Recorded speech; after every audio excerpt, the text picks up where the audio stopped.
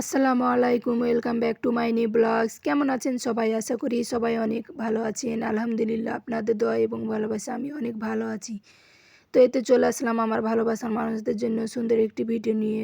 আর আজকে ভিডিওটি কী নিয়ে থাম্বনেল দেখে হয়তো আপনারা অনেকে বুঝে গেছেন। তো সম্পূর্ণ ভিডিওটি দেখতে থাকুন।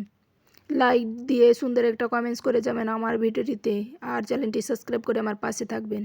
আজকে আমি আমার বাস্তব জীবনের একটি গল্প আপনাদের সাথে শেয়ার করব, যে আমি আর আমার হাজব্যান্ড কিভাবে বুদ্ধি করে টাকা জমিয়ে শহরে একটা মাটি কিনতে পেরেছি। তো সেটা আমি আপনাদের সাথে শেয়ার করব। আমরা সবাই ভাবি যে টাকা না বাঁচার কারণ হলো আমাদের মাইনে কম, কিন্তু সত্যিটা হলো মাইনে বাড়লেও খরচ বাড়ে। মাইনে দ্বিগুণ হলেও মাস শেষে পকেটটা খালি থাকে, কারণ সমস্যাটা টাকার অঙ্কে নয়, সমস্যাটা আমাদের মাথার ভিতরে। আমাদের মস্তিষ্ক সব সময় হাতের কাছে যা আছে তা ব্যবহার করতে চায়। টাকা দেখলে খরচ করতে ইচ্ছা করে।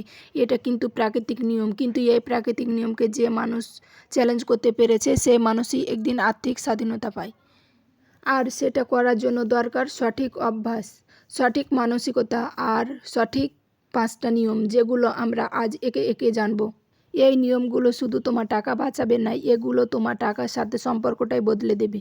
কারণ টাকা বাঁচানোর কোনো গণিতের সংখ্যা না, এটা সম্পূর্ণটাই তোমার মনের খেলা। এই নিয়মটা শুনতে যতটা সহজ মনে হবে, বাস্তবে এটা ততটা বেশি শক্তিশালী।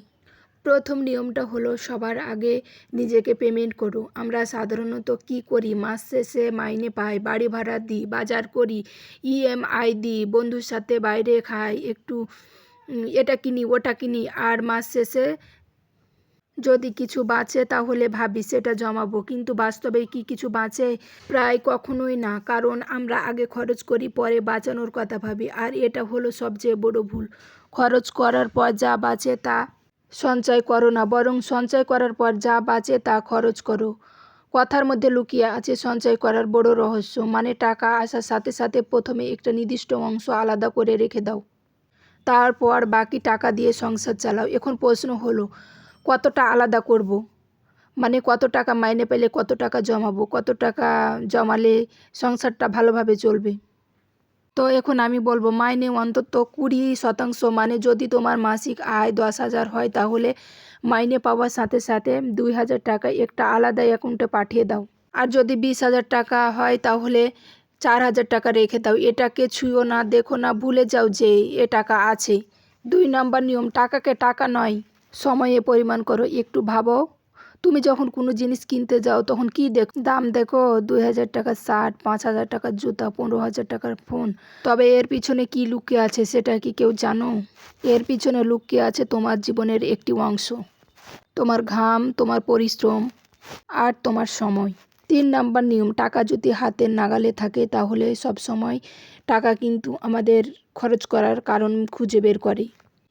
যখন আমরা একটা নতুন জামা কিনি তখন ভাবি যে এই জামার সাথে এই জুতাটা মানায় না, তখন হাজারো জুতা থাকার পরও আমরা নতুন জুতা কিনে ফেলি। তারপর টেবিলের সাথে এই কাভারটা মানায় না, তখন নতুন কাভার কিনে ফেলি। তারপর নতুন জামার সাথে এই ব্যাগটা মানায় না, তারপর আমরা নতুন ব্যাগ কিনে ফেলি। তারপর নতুন একটা যদি ফোন কিনি, তাহলে ফোনের হেডফোন পুরানা, ফোনের কাভার পুরানা, তার সাথে ম্যাচিং হয় না, তারপর আমরা সেগুলো টাকা অপচয় করে নতুনভাবে কিনে ফেলি। তো টাকাকে এমনভাবে রাখতে হবে যাতে ভুলে যেতে হবে যে আমাদের টাকা আছে, কিন্তু সেটা আমাদের বিপদের সময় বিপদের বন্ধু হয়ে পাশে দাঁড়াবে। সেই টাকা বলবে, তুমি আমাকে সঞ্চয় করে রেখেছো, আমি তোমার পাশে আছি। 4 নাম্বার নিয়ম, যখন আমরা কোনো নতুন জিনিস দেখি তখন আমাদের মস্তিষ্কে নাড়া দিয়ে উঠে যে এ জিনিসটা কিনলে ভালো হয়। আমরা ফুটপাতে থেকে জুতা কিনে পরতে পারি, জামা কাপড় কিনেও পরতে পারি, কিন্তু আমাদের চোখ যায় শপিং মলের বড় বড় ঝলঝলে জিনিসের দিকে। কিন্তু ফুটপাত থেকে জিনিস কিনেও টাকা সঞ্চয় অনেকটা হয়ে যায়। আমাদের হাতে টাকা থাকলেও আমরা ভাবি ঘরের পর্দাটা বেমানান হয়ে গেছে, নতুন, তখন কিনে ফেলি একটা। আসলে একে একে পুরো রুমটাকে বদলে ফেলি। তবে আজ থেকে এই ধারণাটা মনের ভিতরে গেঁথে নাও, টাকা বাঁচানো আর টাকা বাড়ানো এক জিনিস নয়। টাকা বাঁচানো হলো শুরু, আর টাকা বাড়ানো হলো আসল গন্তব্য। তোমার প্রতিটা টাকা একটা বীজের মতো। সেই বীজকে ব্যাংকের অন্ধকারে রেখো না, সেই বীজকে মাটিতে পুঁতে দাও, যত্ন করো, আর সেই বীজ একদিন একটা বীজ থেকে জন্ম নেওয়া বিশাল বটগাছ তৈরি হবে, যার ছায়াই আমার আর আমার পরিবারের সারা জীবনের শান্তি নিয়ে আসবে। এই নিয়মগুলো শুধু টাকা জমানোর নিয়ম না, এগুলো একটি জীবনের নতুন দৃষ্টিভঙ্গি। আমার দেখা একজনের কথা বলি, তারা দুইজন একই কোম্পানিতে জব করে, কিন্তু একজনের মাস শেষে অনেক টাকা অ্যাকাউন্টে জমা হয়, আবার একজনের মাস শেষে কোনো টাকাই জমা থাকে না।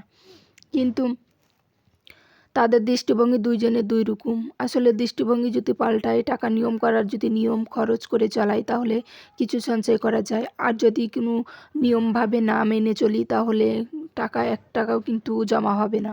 আমাদের ভাবতে হবে আমাদের ভবিষ্যৎ, আমাদের সন্তানদের ভবিষ্যতের জন্য আমাদের কিছু জমাতে হবে।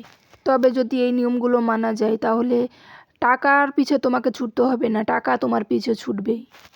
যেখানে মাস শেষে শূন্য ব্যালেন্স দেখে তোমার হতাশ হওয়ার কোনো কারণই থাকবে না। তুমি প্রতি মাসে তোমার স্বপ্নের দিকে একটু একটু করে এগিয়ে যেতে পারবে। আর আমরা দুইজন এভাবে একটু একটু করে এগিয়ে গিয়েছি। আমরা শহরে একটা জমি কিনতে পেরেছি, একটা বাড়ি করার স্বপ্ন আছে, ইনশাআল্লাহ আল্লাহ পূরণ করবে। তবে সেভাবে আমরা চলি, নিয়মভাবে মেনে চললে আসলে জীবনে সব কিছু পূরণ করা যায়। স্বপ্ন কিন্তু বড় না, স্বপ্ন কিন্তু হাতের মুঠি। তবে নিয়মভাবে চললে অবশ্যই স্বপ্নকে ধরা যায়, স্বপ্ন নিজেই ধরা দিবে এসে। তো জীবনে যদি হ্যাপি থাকতে চান, ভালো থাকতে চান, তাহলে আমার নিয়মগুলো মেনে চলবেন, অবশ্যই জীবনে উন্নতি আসবে, হ্যাপি থাকতে পারবেন। আল্লাহ হাফেজ।